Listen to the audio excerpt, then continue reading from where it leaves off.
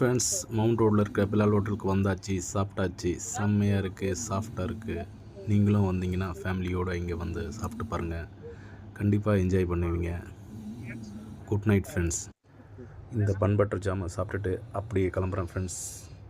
அடுத்த வீடியோவில் சந்திப்போம். Good night.